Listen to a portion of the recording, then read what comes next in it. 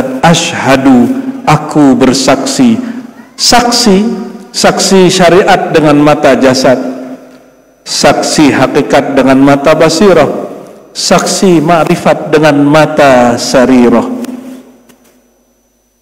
Bagaimana dengan tariqah? Kita tinggalkan sebentar. Tariqah itu urusan wirid-wirid, kholwat-kholwat, suluk-suluk, zuhud, kurangi makan bernyawa, banyak-banyak puasa, banyak-banyak begadang, berzikir. Itu tariqah. Tariqah itu banyak. Tapi Allah mengatakan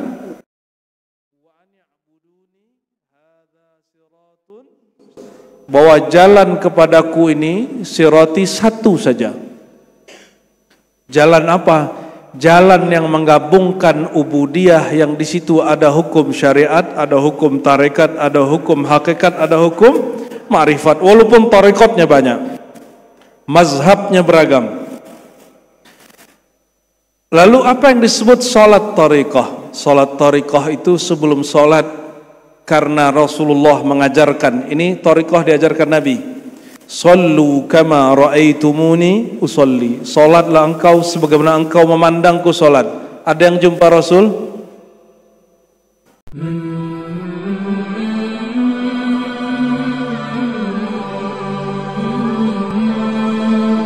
Allah berfirman dalam surat Yasin yang kita hafal semua. A'udzubillahi minasyaitonirrajim. Wa an ya'buduni hadza siratum mustaqim. Wa an ya'buduni, dan bahwa u'buduni, terjemahan syariatnya salatlah kamu, sembahlah kamu kepada aku, sembalun, sembahlah aku. Ini bukan cocok logi, Pak. Saya juga meneliti bahasa Sasak. Dulu kita meneliti bahasa Jawa kuno, bahasa Melayu kuno, dapatlah sitik-sitik. Kolil-kolil dapatlah ya. Ani abuduni. Jadi ada seorang wali, dia menjelaskan itu dan dapat ilham di tempat itu, maka dia sebut tempatnya sembah ulun. Sembahlah aku, sembalun. Terjemahan syariatnya apa? Sembahlah aku, beribadahlah kepadaku, solatlah 5 waktu. Itu terjemahan versi syariat. Maukah saudara-saudara ini kepala tunduk kepada yang tidak dikenal? Mau gak? Itu orang bodoh. Yang menundukkan kepala kepada yang dia tidak kenali, itu jahilun murakkab, orang bodoh sebodoh-bodohnya. Maka Sayyidina Ali ditanya, "Ya Ali, hal arafta rabbak?" Wahai Ali, apakah engkau kenal Tuhanmu? Apa jawaban beliau? La a'budu syai'an la a'rifuh wala usyahiduh. Aku tidak akan menyembah sesuatu yang tidak aku kenal dan tidak aku pandang. Maka ditanya oleh muridnya ini, "Oh, berarti kau memandangnya?" Ya, aku menyembah yang aku pandang, bukan yang aku tidak pandang. Inilah yang kita lafazkan pada syahadat asyhadu, aku bersaksi.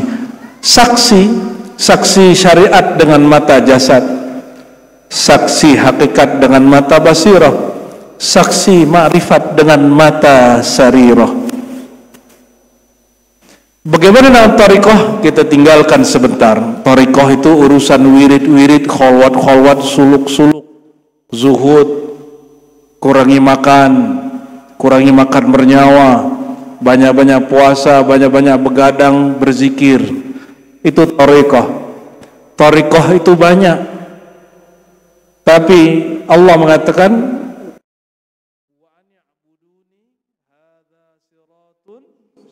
bahwa jalan kepadaku ini sirati satu saja. Jalan apa? Jalan yang menggabungkan ubudiyah, yang di situ ada hukum syariat, ada hukum tarekat, ada hukum hakikat, ada hukum ma'rifat. Walaupun tarekatnya banyak, mazhabnya beragam. Lalu apa yang disebut salat tariqah? Salat tariqah itu sebelum salat, karena Rasulullah mengajarkan, ini tariqah diajarkan Nabi. Sallu kama ra'aitumuni usalli. Salatlah engkau sebagaimana engkau memandangku salat. Ada yang jumpa Rasul? Enggak. Jumpa sahabat? Jumpa tabi'in? Jumpa Imam Syafi'i? Enggak. Jumpa Syekh Siddiq? Ada yang jumpa? Satu dua. Jumpa Syekh Ali? Tak. Jumpa siapa? Guru ngaji. Jumpa guru mursyid. Guru ngambil dari gurunya, ngambil dari gurunya, ngambil guru-gurunya sampai ke Rasulullah SAW. Maka yang dimaksud beliau, solatlah kamu sebagaimana engkau memandang gurumu solat. Itu solat tariqah. Disebut dengan rabitatul syekh, rabitatul mursyid, mengikatkan pandangan khayali, pandangan imajinasi kepada guru. Maka sebelum sholat, hadirkan dulu ilmu yang diajarkan guru, gerakannya guru, cara guru mengangkat tangan, cara guru menatap ke kiblat, cara guru berdiri tegak, berdiri betul. Itu namanya sholat secara tarekat. Sudah punya guru? Baru guru syariat? Mesti ambil guru tarekat. Ambil guru yang mengajarkan zikir qalbu, lalu kita bisa mengenang dia sebelum sholat. Tes. Mana yang lebih sahih? Ini. Meledak nanti nih. Oke, coba. Allahumma sholli ala sayyidina Muhammad. Jadi siapa yang mengajarkan sholat tarekat? Rasulullah sendiri. Bukan buatan sufi, bukan buatan mursyid, bukan buatan Imam Bahuddin Naqsyabandi, bukan buatan Syekh Abdul Qadir Jilani, bukan buatan Syekh Saman Abul Hasan Syazili, bukan. Itu ajaran Nabi Muhammad sallallahu alaihi wasallam. Sallu kama raaitumuni sholli, hadis sahih riwayat Imam Bukhari. Salatlah engkau, caranya bagaimana? Sebagaimana engkau lihat aku salat. Jika tuan tidak lihat Nabi salat, lihatlah gurunya salat. Jadi apa jaminan sholat kita caranya, tariqatnya sama dengan Rasulullah SAW? Kita punya guru, bukan punya buku. Tidak cukup punya buku. Di Mekah orang-orang Lombok menceritakan kepada saya yang sudah tua-tua, bukannya Saulatiyah itu Ahlus Sunnah, Asy'ariyah, Maturidiyah dan Sufiyah bermazhab Hanafi. Orang Lombok banyak ngaji di situ. Guru saya ada orang Lombok ngaji di Saulatiyah Mekah. Ketika orang-orang Wahabi memaksakan ajaran Wahabi diajarkan di Saulatiyah, mereka gantilah kitabnya, tapi hanya covernya isinya masih akidah Ahlus Sunnah wal, ketahuan juga. Diganti lagi lah kitabnya. Jadi kalau kita hanya belajar lewat buku, covernya bisa menipu, cetakannya boleh salah, tapi kau belajar lewat guru, guru punya ruh, punya nyawa. Ruh nyawa itulah yang menyambung rasa kepada nyawa gurunya, nyawa gurunya terus sampai kepada nyawa ruhani Rasulullah sallallahu alaihi wasallam.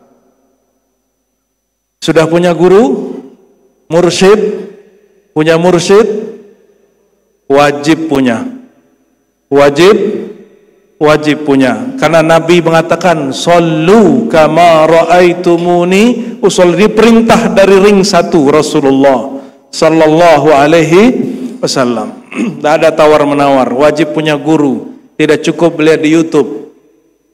Apalagi orang hari ini mengatakan tidak usah ikut guru, langsung saya sunnah Nabi. Itu orang jahilun murakkab, Bagaimana engkau mengenal sunnah Nabi kalau tidak berguru?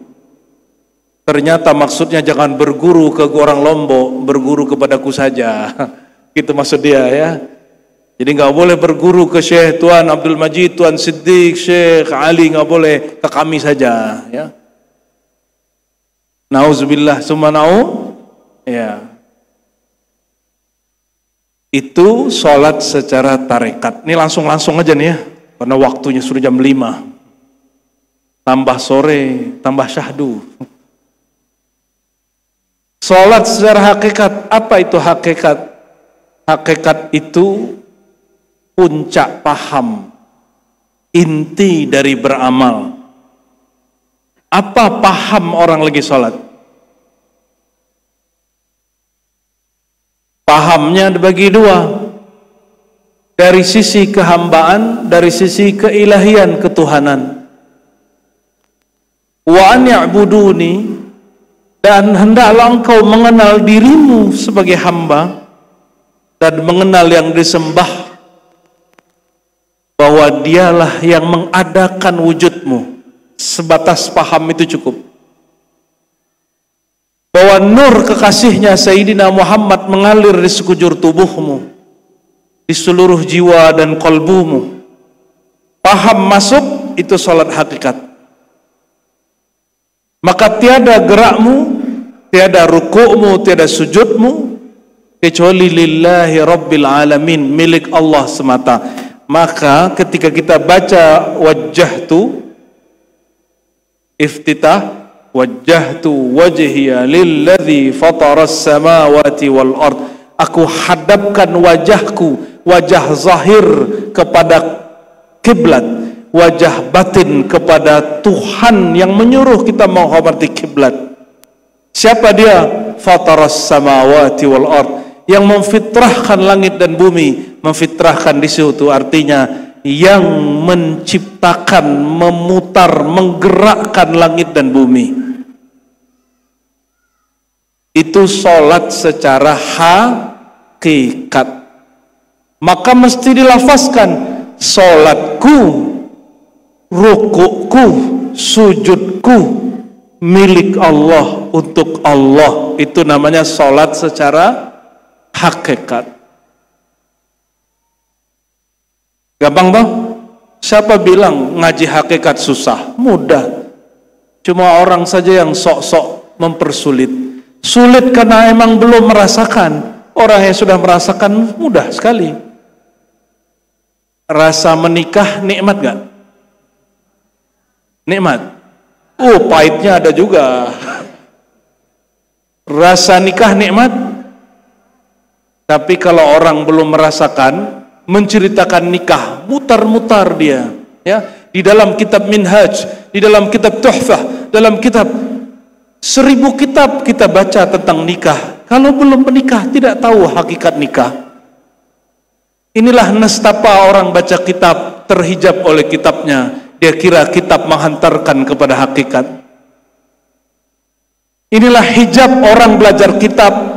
Ilmu bukan mendekatkan kepada Allah, malah menghalangi dia kepada Allah. Seharusnya ilmu mendekatkan diri kepada Allah. Kenapa Al-Imam Abu Bakar Al-Bannani dalam kitab Bughyatul Murid, tariqatnya 5, Qadiriyah, Syaziliyah, Naqsyabandiyah, dan tariqat-tariqat yang lain, apa kata dia? Di ujung kitab dia mengatakan, sebelum engkau baca kitab yang di dalam dulu. Karena semua kitab yang ada di dunia berasal dari kitab yang ada di kolbu guru penulisnya. Orang kalau nulis buku, nulis skripsi, nulis tesis, disertasi, nulis risalah, itu langsung ditulis atau dipikirkan dulu di pikirannya. Kalau para sufi, dia rasakan dulu dalam zauq kolbunya. Itulah kitab kolbu. Baru diturunkan dalam kalam. Ceramah ini pun sebuah kitab. Saya baru tahu judulnya pas mau turun. Kata Umi, tahu nggak kamu apa tema hari ini? Nggak tahu. Temanya apa? Kasihlah flyernya. Ganteng juga orang di situ ya. Allahumma sholli ala Sayyidina.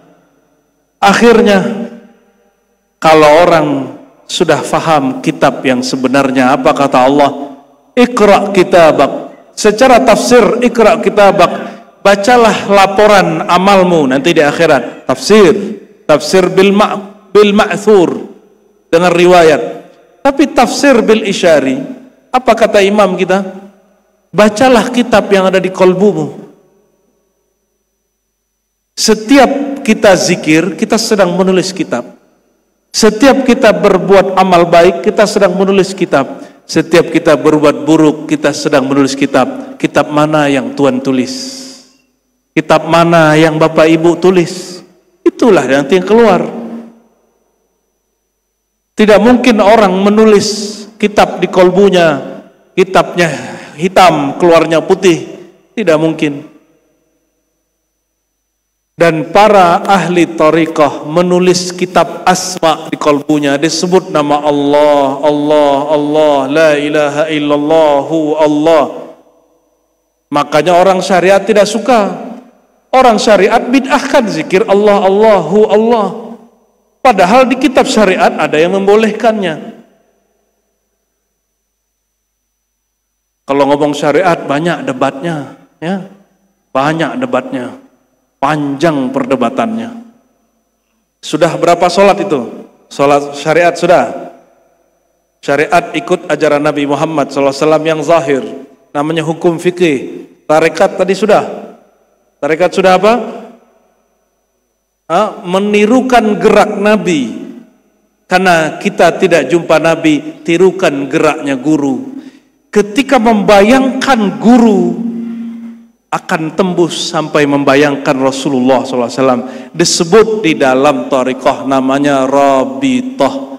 Awalnya Rabithatus Syekh, Rabithah kepada Tuan Syekh.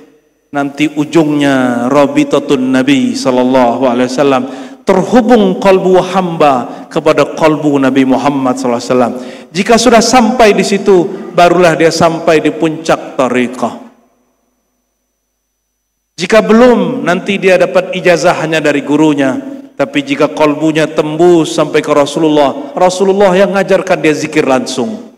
Sidi Ahmad bin Idris al-Idrisi, salah satu ulama ahli hadis. Apa kata dia? Awalnya aku diajarkan Syekhu Fulan bin Fulan. Lalu karena berkat menghubungkan hati kepada Tuan Syekh, aku dipertemukan dengan Nabi Allah Khadir Balia bin Mulkan yang kita sebut Nabi Khidir. Ditalkinlah beliau zikir la ilaha illallah Muhammadur Rasulullah fi kulli lamhatin wa nafasin adada ma wasi'ahu ilmullah. Ada yang amalkan itu di sini? Coba ikuti. La ilaha illallah Muhammadur Rasulullah fi kulli lamhatin wa nafasin adada ma wasi'ahu ilmullah. Dia ulang 3 kali sebagaimana Nabi Khidir membacanya 3 kali. Dia amalkanlah beberapa waktu karena dia tasdik taslim, tasdik membenarkan, taslim menerima bulat-bulat. Dia dihantarkan langsung, rohaninya dijumpakan dengan rohani Rasulullah. Rasulullah jasadnya sudah wafat, tapi rohani masih hidup. Karena ruh tidak pernah mati. Yang merasakan mati nafs, jiwa, sedangkan ruh tidak pernah mati. Kata beliau Sidi Ahmad bin Idris al-Idrisi, fara'aitun nabiyya sallallahu alaihi wasallam wa ma'ahul Khadir alaihi salam. Lalu aku diperjumpakan dengan rohani Rasulullah SAW dan bersamanya Nabi Khidir. Falaqqanani misla malaqqananil Khadir alaihi salam. Lalu beliau baginda mentalkinkan, membimbing aku la ilaha illallah Muhammadur Rasulullah fi kulli lamhatin wa nafasin adada ma wasi'ahu ilmullah. La ilaha illallah Muhammadur Rasulullah fi kulli lamha.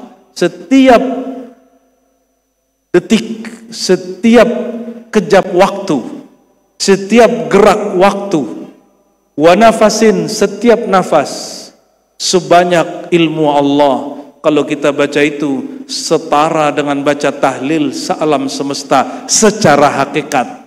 Secara apa? Hakikat itu paham. Jadi talqin yang diajarkan Nabi Muhammad secara rohani, Nabi Khidir rohani kepada Sidi Ahmad bin Idris al-Idrisi, namanya talqin tauhid la ilaha illallah hakikat, karena isinya faham. Namun ketika diajarkan ke murid beliau masih oke, murid berikutnya masih oke, generasi keempat, kelima, keenam turun derajat dari hakikat kepada tarekat. Akhirnya murid hanya sibuk mengulang-ulang dengan lisannya, fahamnya hilang. Padahal pahamnya, aku zikir la ilaha illallah Muhammadur Rasulullah sepanjang waktu, sebanyak ilmu Allah, setiap nafas naik dan turun. Itulah paham yang dipakai. Walaupun pikiran kita lalai, dada ini dipenuhi oleh masalah, kalbu kita banyak dosa dan noda. Kalau paham ini dibawa, sebelum mati Allah akan zahirkan paham. Orang mati, orang sakaratul maut, yang Allah keluarkan sebelum dia sekarat adalah hakikat yang dia pegang. Makanya ilmu hakikat di negeri Banjar disebut dengan ilmu kesempurnaan atau ilmu menjelang mati, ilmu cara mati. Saya tidak tahu orang Lombok sebut apa. Sama lah ya. Kalau kami sebut ilmu mengenal diri, sama ilmu ketuhanan, begitu kata Syekh Arsyad Al-Banjari. Jadi sebelum kita meninggal, syariat sudah nggak bisa lagi dipakai, orang sudah sekarat. Tarekat zikir-zikir sudah nggak jalan. Apa yang keluar? Paham. Maka ada yang salah paham, tidak usah syariat, tidak usah hakikat, tidak usah tarekat. Paham saja, karena nanti sebelum mati yang penting. Itu namanya salah faham. Namanya apa? Salah faham. Saya mau tanya, manakah yang lebih paham? Orang yang hari ini merasa berpaham itu lalu meninggalkan syariat, atau Rasulullah yang turun hakikat ma'rifat dari beliau? Mana yang lebih paham? Rasulullah sudah jumpa pemilik alam semesta, bahkan tidak pernah lepas pandang batinnya kepada Allah.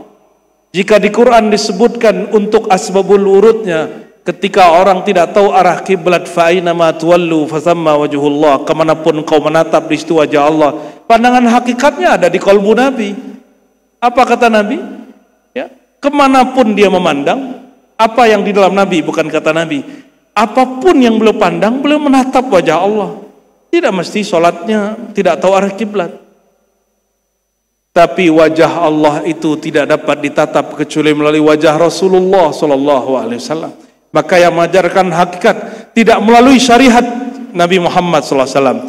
Hakikatnya tertolak, matinya mati zindik. Ini saksi. Saya saksi, saya belajar hakikat bertahun-tahun. Ya, kawan saya tidak mau sholat, Pak. Tidak mau bersyariat. Apa kata dia? Untuk apa kau sholat? Tuhan sudah dalam dirimu. Yang satu lagi tidak, dia cuma diam. Dia tidak sholat tapi dia diam. Dia sudah mabuk melihat, memandang dirinya kecil tiada di hadapan Allah. Yang satu, yang pertama ini mengingkari syariat. Yang satu mabuk. Yang kedua ini meninggalnya husnul khatimah. Karena dia tidak mengingkari syariat. Dia hanya sedang mabuk bertuhan, tapi tidak sempat sholat, lagi mabuk. Orang mabuk, syariat diangkat dari dia. Rufi al-qalam anis salas. Ya. Hukum terangkat dari 3 golongan. Bayangkan, jika tua memabukkan, membuat orang tidak kena hukum syariat, bagaimana jika itu, kata Sayyidina Rumi, Maulana Rumi mengatakan, jika ini bukan lagi toa bumi, tapi toa arsyiyah, toa jannah, toa ma'rifat hakikat. Kalau orang minumlah anggur toa ma'rifat ini, dia akan mabuk bertuhan. Dia di bumi, tapi perasaannya bukan lagi di bumi. Dia masih hidup, tapi sebenarnya dia sudah mati. Orang sudah mati, sudah tidak ke syariat. Kalau jumpa wali begitu, jangan ingkar dengan dia. Dia sedang saker, dia sedang mabuk. Tapi kalau ada yang mengalamkan, untuk apa kau sholat? Dia sedang mengingkari syariat. Maka guru kami ahli tauhid yang mengatakan apa? Perbedaan wali syaitan dengan wali Allah. wali syaitan, wali Allah. Wali Allah yang saker, yang mabuk, wali syaitan penampilannya sama, sama-sama tidak terlihat bersyariat. Perbedaannya satu saja, wali syaitan meremehkan syariat. Maka kami himbau siapapun yang belajar hakikat, jangan terjebak kepada hakikat syaitaniah, karena syaitan lebih dulu berhakikat daripada Nabi Adam. Syaitan lebih dulu berhakikat daripada Nabi Adam dicipta, syaitan sudah zikir ribuan tahun, sudah berhakikat. Maka dengan alasan hakikat itu dia tidak sujud kepada Adam. Ditanya oleh Allah, kenapa engkau tidak mau sujud wahai Adam? Dia bicara hakikat asal muasal diri. Dia bicara ma'rifat diri. Apa kata syaitan, iblis? Khalaqtani min nar, anasirku dari api, anasir dia dari tanah. Dia bicara anasir, Pak. Ilmu 4 unsur yang dibagi-bagi, yang sudah dibagi oleh ulama-ulama ahli hakikat di negeri kita. Jangan dikira orang bahas anasir sudah kenal Allah, belum tentu. Siapa tahu syariat hakikat dia hakikat syaitania. Kalau di riwayat-riwayat kitab ulama ahli hakikah, iblis menjawab dengan jawaban yang lain. Apa kata iblis? Ya Rabb, bukankah sujud hanya kepada engkau, kepada Adam? Dia menyalahkan semua malaikat dan menyalahkan perintah Allah. Jadi inilah ciri-ciri hakikat syaitan. Ada perintah syariat, usjudu li Adama, ini syariat. Sujudlah kepada Adam. Paham hakikat dia, meremehkan itu. Tanda dia belum paham siapa yang menyuruh. Yang nyuruh Allah. Dia berpaham terhadap Allah. Apa kata dia? Aku ini bagian dari Allah, Allah bagian dari aku. Kan itu paham orang hakikat. Dalam diriku ada Allah, bahkan tiada wujud aku kecuali wujud Allah. Itu paham orang hakikat. Betul paham itu kalau kita betul-betul mengerti rasanya.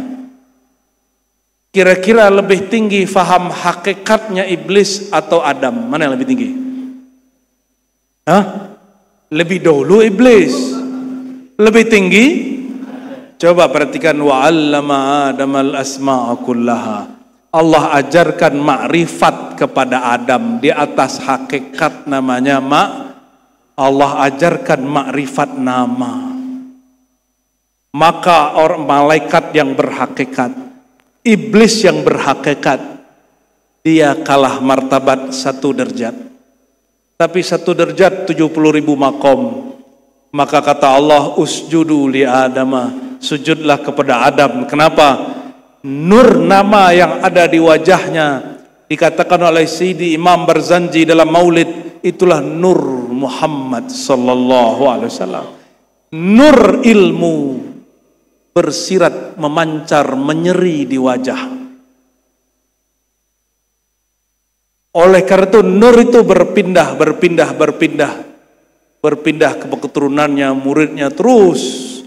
Nur kalau masuk ke dalam kalbu, wajah bercahaya, itulah cahaya Nur Muhammad SAW. Jadi yang kita maksud nur situ adalah intinya ilmu, bukan cahaya lampu ini. Jangan salah faham. Ya, cahaya ini orang PLN punya Nur Muhammad itu. Allahumma sholli ala sayyidina Muhammad. Ya, sama-samalah kita. Ya, kalau ada kurang-kurang di saya, doakan saya semoga Allah lengkapkan. Kalau ada kurang-kurang di Tuhan, kita ingatkan juga.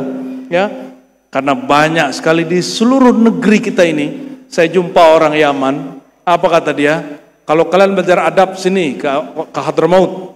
Tapi kalau belajar hakikat kami saja yang ke sana. Mereka mengakui negeri kita memang pakar kajian hakikat dan makrifat. Alhamdulillah. Bahkan itu salah satu guru kita di Mekah mengatakan, sekarang wali Allah banyak di negeri kalian. Semoga ini bagian dari guru-guru kita juga. Amin ya rabbal alamin. Kalau orang-orang kayak kita ini gak pantas jadi wali, Pak. Ya, tapi semoga Allah pantaskan. Kalau kita ini tidak pantas. Setelah mengenal hakikat diri, min tin, min sulalatin, min ma'in mahin, dari tanah, dari air yang hina, dari air mani yang hina, keluarnya dari tempat barang yang hina, masuk ke tempat yang hina. Masalah Tuhan ini jadi wali? Hah? Muka-muka begini jadi wali? Gak pantas kita ini jadi wali. Ya, wali murid lah ya. Wali nikah. Allahumma sholli ala. Tapi kalau Allah berkehendak, idza arada syai'an ayyakula lahu, semoga inilah yang disebut pintu jadi wali. Mesti mengenal iradah Allah. Maka man arafa iradatahu fahuwa waliyun min awliyaillah. Siapa yang mengenal hakikat iradah, kehendaknya Allah, maunya Allah, dia sudah menjadi kekasih Allah. Semoga kita dipantaskan, amin. Pilihan di akhir zaman ini dua saja, jadi wali setan atau jadi wali Allah. Wajib Pak, milih. Wajib milih. Wali setan, ikut setan. Wali Allah, ikut Rasulullah SAW. Bukan ikut Allah, kita nggak sanggup ikut Allah. Yang sanggup ikut Rasul. Allah laisa kamitsli syai', tidak rupa, tidak berwarna, tidak bertempat. Dia yang tahu hakikat dirinya. Tapi dia bertajalli, bermazhar, bermanifestasi, mengejawantah pada nur wajah Sayyidina Muhammad SAW. Maka kita diizinkan untuk mengenal Allah melalui beliau. Apapun yang keluar dari kalamnya itu kalam ma'rifat. Apapun geraknya gerak tarikat. Apapun pahamnya itulah hakikat. Adapun adabnya itulah ma'rifat. Nabi ditanya oleh Sayyidina Jibril, apa itu ihsan? Sudah sering dengar ya? Ada yang namanya ihsan? Ada ya. Mungkin dulu ayahnya ngaji bab ihsan. Ini kabar gembiranya, bapaknya dulu sebelum bikin anak sudah ngaji dulu. Ngaji tasawuf ya. Nabi jawab, al-ihsan. Ihsan itu secara bahasa berbuat baik.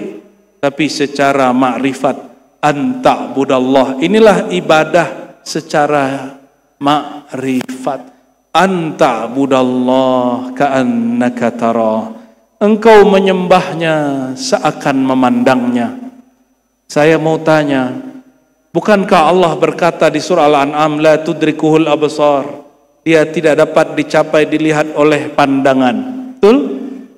Terus siapakah yang memandangnya di bab ihsan? Mata batin tak sanggup Pak. Mata batin hanya sanggup memandang hakikat diri. Mata batin memandang diri. Absar, bukan basar. La tudrikuhul absar. Jangankan basar, jangankan basirah, basar pun, basir semuanya tidak bisa. Basar, basirah tidak mampu. Karena absar, basirah, basar sama. Basair dia juga. Basirah hanya mampu memandang nama. Makanya basirah letaknya pada kalbu. Kalau basar mampu memandang af'al, perbuatan Allah. Lihat saya. Nah, ini hasil perbuatan Allah ini ya. Ya. Fi ahsani taqwim. Allah menciptakan kita, itu perbuatannya dalam bentuk yang takwim, yang sempurna, yang stabil, yang proporsional. Alam ini perbuatan Allah, bukan wujud Allah seperti yang diajarkan ahli hakikat. Ahli hakikat wujudiyah zindiqiyah. Perhatikan, ini yang mengajarkan bahwa alam ini wujud Allah, itu bukan tauhid ahlus sunnah wal jamaah. Itu bukan ajaran hakikat ahlus sunnah wal jamaah. Alam ini wujud tambahkan af'al Allah. Bisa bedakan? Alam itu, coba ulangi. Alam, wujud, af'al, bukan wujud Allah. Kalau alam ini wujud Allah, tembok itu Allah lah. Kalian buang air kecil itu Allah kah? Buang air besar Allah kah? Su'ul adab. Makanya cara menguji hakikat itu bawakan ke bab hakikat. Adabnya mana? Pantaskah kalimat itu dilafazkan? Ya, pantaskah kalimat itu dilafazkan? Itu sebabnya sebelum belajar tasawuf wajib belajar sifat 20 dengan benar. Ya. Akidah Ahlussunnah yang diajarkan Imam Asy'ari dan Maturidi yang diringkas oleh Imam Sanusi dalam kitab Aqidah As-Sanusiyah. Yang kemudian diringkas jadi Aqidatul Awam. Ya, diajarkan di pesantren, di tempat mengaji lewat hafalan Allah wujud qidam baqa. Cuma kita hanya ngerti hafalannya, tidak mengerti fahamnya. Itulah rentan masuk paham-paham syaitan yang dulu berperang dengan Nabi Adam. Maka sejak Nabi Adam, iblis syaitan menyatakan perang kepada Bani Adam. Musuh kita bukan jin, musuh kita bukan kuntilanak, musuh kita bukan apalagi jin. Orang sini apa namanya? Apa Pak Camat? Oh, jin itu orang bahasa Arab Pak. Lea, bukan musuh kita. Tuyul bukan musuh kita. Khodam bukan musuh kita. Musuh kita syaiton. Syaiton itu minal jinnati wan nas, masuk ke batang tubuh manusia, masuk ke batang tubuhnya jin. Makanya kadang syaitan bertubuh manusia ini lebih bahaya daripada syaitan bertubuh jin. Kalau bertubuh jin, perutnya bolong, namanya kuntilanak. Sundel bolong. Ya, nggak bisa jalan, namanya suster ngesot. Nggak punya celana, namanya kolor ijo. Itu nggak level, Pak. Urusan kita memang begitu-gituan. Urusan kita ngelawan syaitan yang dia menyesatkan di bab hakikat. Perhatikan, sampai hakikat syaitan punya hak masuk. Karena hakikat belum sampai pada sir, hakikat baru sampai di ujung kolbu bernama fuad. Inna sam'a wal basara wal fuada. Fuad, sesungguhnya sama, basar, fuad.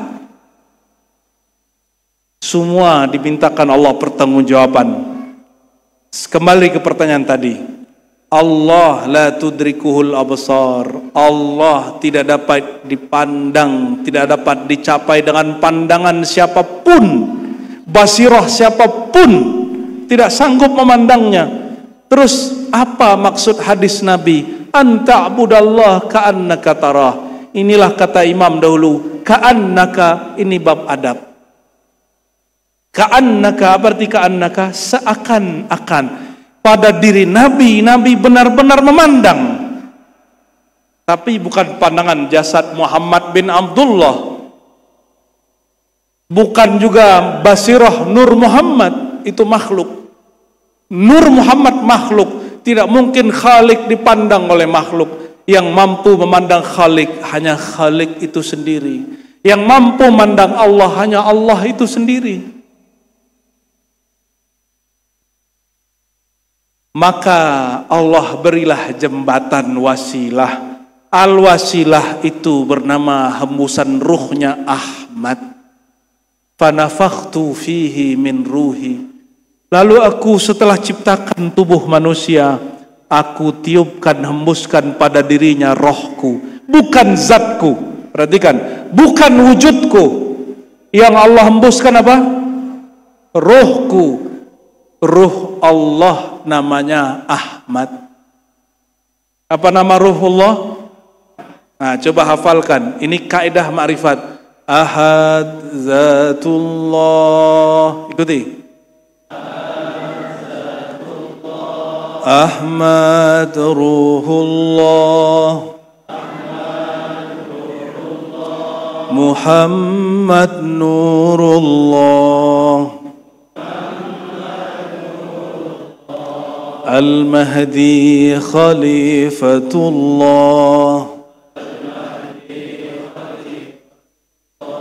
Ahad nama dari zat Allah. Ahmad nama dari hembusan ruhul, bukan nama zat.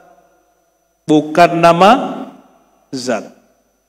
Ada Ahmad Muhammad bin Abdullah, ada Ahmad ruhullah. Apa perbedaannya?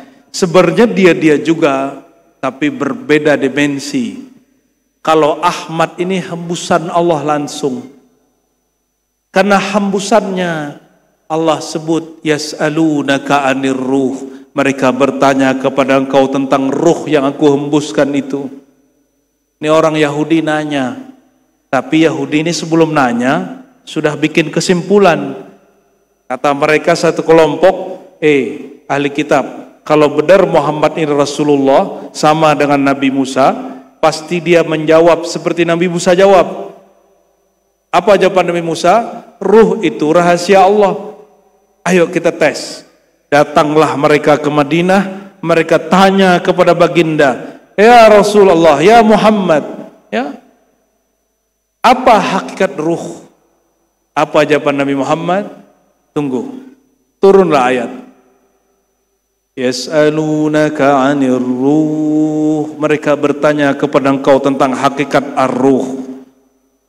Kulir ruh, katakanlah hai Muhammad, ar-ruh min amri rabbi, itu rahasia Tuhanku. Kalau rahasia dibuka enggak? Kalau rahasia dibuka enggak? Makanya Imam Suhrawardi dalam kitab Awariful Ma'arif, murid Syekh Abdul Qadir Jilani, mengatakan apa? Ulama kita tidak sepakat tentang ilmu ini. Satu kelompok bilang ilmu ini jangankan kalian, Nabi pun tidak diberi. Kelompok kedua, kalian tidak diberi, ini diberi ke Nabi khusus, dan lain sebagainya. Namun kita jawab pakai Quran lagi. Itu kan perdebatan ulama. Ya. Wa ma ya'lamu ta'wilahu illallah. Tidak tahu takwilnya kecuali Allah. Ibnu Abbas membacanya lanjut. Tidak tahu takwilnya kecuali Allah. Warrasikhun, dan orang-orang yang dalam ilmunya. Mereka mengatakan kami beriman, kami bersaksi. Berdasarkan itu Imam Hakim Tirmizi mengatakan, ya ini nukil-nukilan biar ilmiah Pak. Karena saya lihat ada orang pesantren yang hadirnya. Hakim Tirmizi dalam Nawadir Usul dan Hakim dalam kitab Siratul Awliya atau Khatmul Awliya mengatakan apa? Bahwa tentang ilmu ruh itu betul dia rahasia Allah, tapi dapat diketahui oleh Rasulullah dan rasikhuna fil ilmi, orang yang diberikan kedalaman ilmu, merekalah pewaris hakikat Rasulullah. Jadi ada yang mewarisi syariat Rasulullah, ahli fikih, ahli tafsir, ahli hadis, ahli bahasa. Jadilah kiai-kiai, tuan guru hari ini ahli kitab. Tapi tolong ahli kitab hargai kelompok kedua. Pewaris thariqah Rasulullah itulah mursyid-mursyid. Kiai-kiai yang mengajarkan tata cara zikir, khalwat suluk. Yang ketiga, pewaris hakikat, merekalah wali-wali Allah. Wali-wali, tapi walinya sudah khawas. Sedangkan ma'rifat pewarisnya khawasul khawas. Balik lagi, ini belum tuntas pertanyaannya. Jadi yang memandang Allah siapa? Hah? Siapa yang memandang Allah? Allah sendiri, betul. Terus gimana caranya? Lalu apa makna syahadat kita? Asyhadu, aku bersaksi, aku menyaksikan. Apa maknanya? Anta abudallah ka'annaka tarah. Engkau menyembahnya seakan memandangnya. Saya bertanya kepada guru saya, terus diajarkan satu kaidah, lalu kita disuruh riyadhah. Dalam riyadhah itu Allah buka. Kita lapor, kata beliau, ini boleh diajarkan. Yaudah kita ajarkan. Teorinya, pahamnya aja. Kalau mau mengamalkannya mesti punya mursyid. Ya. Ini kan tabligh akbar Pak. Tabligh akbar bukan tarbiyah. Tabligh akbar itu hanya memotivasi supaya orang membangkitkan lagi ilmu ini. Naik di atas itu taklim. Di atas taklim namanya tarbiyah takwin. Membentuk. Baru orang diajarin zikir ini, diajarkan paham ini, khalwat di sini, bawakan paham ini. Barulah nanti di atas menjadi insan kamil. Jadi siapa yang memandang? Gimana caranya? Ini kaidahnya kita kasih. kullu man 'alaiha fan. Dalam Al-Quran ya, segala sesuatu fana kecuali wajah Allah. Kalau semuanya fana binasa, kecuali hanya wajah Allah. Berarti wajahnya menatap wajahnya. Perhatikan, Allah memandang makhluk namanya wajah rububiyah. Apa namanya? Makanya ayatnya paling gampang, alhamdulillahi rabbil, segala puji kesempurnaan milik Allah. Rabb, apa arti Rabb? Pencipta, pemilik, penguasa. Kaitannya dengan Tuhan sebagai pencipta makhluk. Tapi ada wajah namanya wajah uluhiyah. Kalau Pak Camat sekarang kan wajahnya wajah Pak Camat nih, karena pakai baju camat. Ya, kalau di rumah wajah ayah. Ya betul. Kalau ketemu istri wajah suami, wajahnya sama. Betul Pak ya. Kalau ke kampus jadi wajah mahasiswa, culun lagi. Ya, ketemu kiai wajah santri. Kita diberikan Allah wajah-wajah ini. Jangan salah pakai wajah. Ya. Lagi di pesantren pakai wajah militer, nggak boleh ya. Lagi di kantor camat jangan pakai wajah santri, pakai wajah rakyat, melas-melas sedikit Pak. Ya, kalau pakai wajah santri nanti pakai dalil kita. Pak Camat mana dalilnya pakai KTP? Kan lucu lah nanti tuh.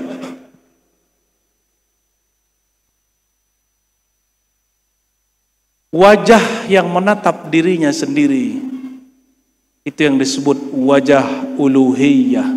Apa namanya? Wajahnya itu juga. Walillahil matsalul a'la. Milik Allah lah perumpamaan yang indah, yang pantas, yang tinggi. Maka kalau buat permisalan dalam ilmu hakikat, jangan buat permisalan yang tidak pantas. Inilah perdebatan orang Aceh dulu, dua imam besar. Satu Syekh Hamzah Fansuri, satu Syekh Nuruddin Raniri, dua imam hebat, imam sufi. Tapi Hamzah Fansuri meninggal duluan, Nuruddin Raniri nulis kitab, dia bantah ilmunya Hamzah Fansuri. Apa kata Syekh Hamzah Fansuri? Dalam syair-syair dia, syair perahu, syair ini, syair itu banyak sekali. Dia cakapkan, dia katakan, Allah itu ibarat biji, alam itu seperti batang dan dahan dedaunan. Maksud beliau, alam itu bersumber dari satu titik, diilustrasikan biji. Syekh Nuruddin Raniri, dia walaupun seorang mursyid tarekat Qadiriyah, dia tidak memahami dengan logika orang tarekat sufi. Dia pakai logika akidah Ahlussunnah versi Asy'ariyah. Apa kata dia? Kalau begitu, lebih besar alam daripada Tuhan, sebagaimana lebih besar pohon daripada biji. Sayangnya Hamzah Fansuri sudah meninggal, muridnya pun sudah mati. Seandainya muridnya hidup atau dia hidup, dia bisa boleh jawab lagi. Wahai Nuruddin Raniri, manakah bijinya ketika sudah ada batang tubuh pohonnya? Mana biji pohonnya mana? Mengalir di setiap dahannya, di setiap tubuh batang pohonnya, betul nggak? Berarti persepsi Hamzah Fansuri benar dengan paham dia. Persepsi Nuruddin Raniri benar, tapi kurang pas. Karena dia tidak tahu bahwa biji sudah mengalir dalam seluruh batang tubuh pohon. Tapi ilustrasi ini pun belum pas. Kata orang Jakarta Padang, kalau mengisyaratkan, mengkiaskan Allah dengan biji, lalu pohon, kias ini tidak sempurna. Ini akan mengundang tasbih, penyerupaan Allah dengan makhluk. Kenapa? Jika diitibarkan bahwa Allah itu seperti biji, alam itu seperti batang tubuh pohon, bijinya sudah nyatu dengan batang tubuh pohon, berarti Tuhan akan mengatakan Allah menyatu dengan alam. Padahal alam pada sisi Allah dianggap tiada. yang benar-benar hanya ada wujud dia. Dan kullu man 'alaiha fan, segala satu fana dari wujudnya, yang benar-benar ada hanya wujudnya. Tidak ada penyatuan. Kalau penyatuan berarti ada dua wujud, ada wujud alam, ada wujud Allah. Mulailah pusing orang Lombok. Kecuali orang-orang yang kolbunya dan pikirannya Allah bimbing. Ya, sampai situ dulu lah. Nanti kalau lanjut nanti ada yang marah ke saya ini ya. Jadi siapa yang memandang Allah? Namun nur rububiyah, bedakan, bukan wajah rububiyah. Nur rububiyah Allah itulah nur Muhammad. Nur uluhiyah Allah itulah nur Ahmad. Paham? Nur rububiyah fana, nyatalah nur Ahmad. Nur Ahmad fana, barulah dia menatap dirinya. Anta budallah ka'annaka tarahu. Jadi engkau menyembah secara ma'rifat, engkau tahu bahwa hakikat dirimu berasal dari ketiadaan, ya. Awalam yadhkurul insan, ya. Bukankah manusia ingat, ya, bahwa kami menciptakan dia walam yaku syai'a, awalnya dia tiada. Kembalikan diri ke tiadaan, kembalikan diri kepada kefanaan. Fana dulu diri kita, nol dulu diri kita, itulah yang disebut hamba. Itu yang disebut apa? Hamba. Mudah toh? Gimana cara fahamnya? Mudah. Kita berkali-kali sampaikan. Bukankah setiap hayya 'alas shalah kita menjawab la haula wala? Itu bab hamba. Rasulullah sudah berikan jalurnya, kaifiatnya. Maka tidak ada yang sulit. Yang sulit kalau kita tidak mau membawakan diri secara utuh. Kita sudah tolak, wah susah. Hayya 'alas shalah, jawabnya apa? Tiada daya, tiada upaya kecuali dengan, tiadalah aku ruku, tiadalah aku sujud kecuali dengan Allah. Berarti dengan Allah memandang Allah. Selamat. Dengan Allah memandang, udah paham? Jika sholat tidak ada daya upaya kecuali dengan Allah, maka anta budallah, engkau menghambakan dirimu, menolkan dirimu, menatap kepada Allah. Hanyalah dengan Allah itu sendiri. Ada kalimat billah. Muncullah satu ilmu dalam keilmuan Islam. An-nuqtah tahtal ba. Ilmu titik di bawah ba. Billah. Cukup dululah. Nanti tumpah nanti, ya. Barangkali itulah penyegar apa yang selama ini dipakaikan oleh Tuan Syekh Ali Batu, Syekh Siddiq. Itu pakaian dia. Dia sholat pakai rasa itu. Diambil dari gurunya pun juga demikian. Guru-gurunya terus sampai kepada Rasulullah. Bedanya di zaman Rasulullah istilah-istilah itu hanya dikalamkan dengan ungkapan kata-kata, tidak diungkapkan dalam istilah-istilah keilmuan. Jangan sibuk dengan istilah, ya. Harus paham. Jangan merasa kalau sudah hafal istilah sudah paham sampai kepada paham.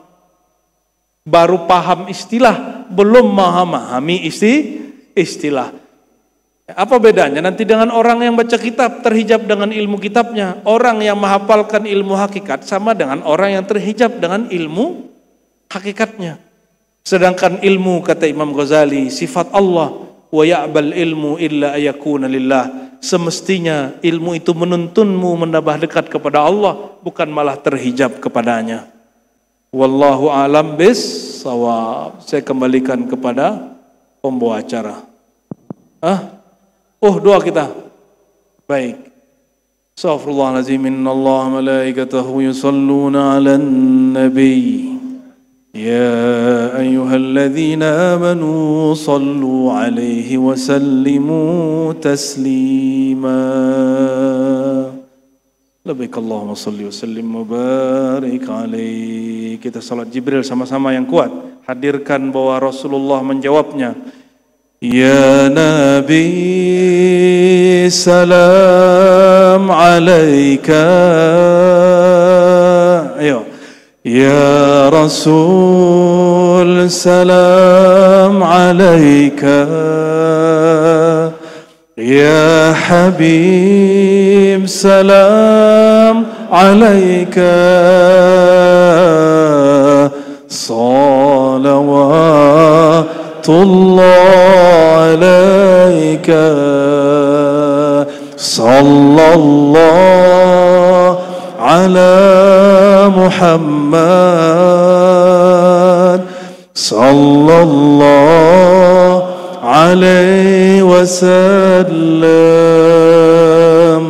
صلى الله على محمد،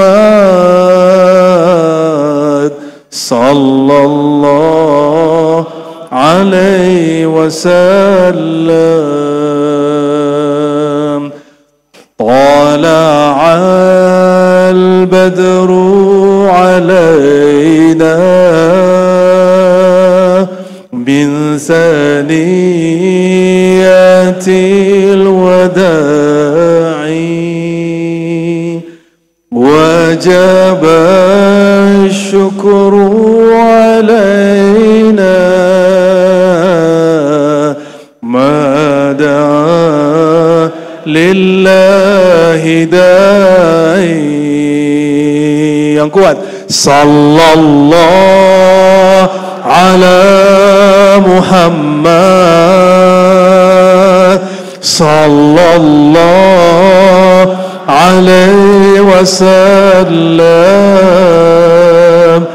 sallallahu ala Muhammad,